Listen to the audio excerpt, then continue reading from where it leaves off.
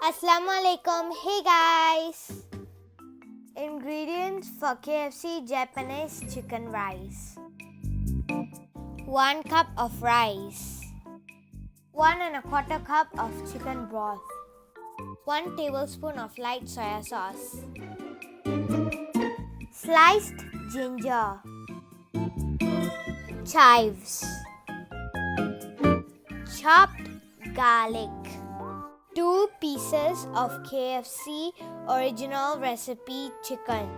We are going to use a rice cooker to cook this recipe.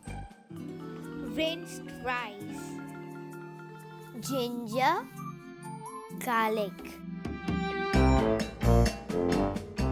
Place the chicken on top of the rice. Add in the chicken broth, soya sauce. Sprinkle in the chives. You may add salt and black pepper to taste.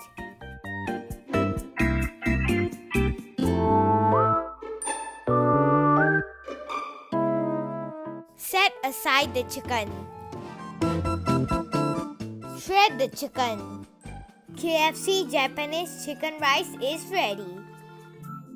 Goes well with KFC style gravy.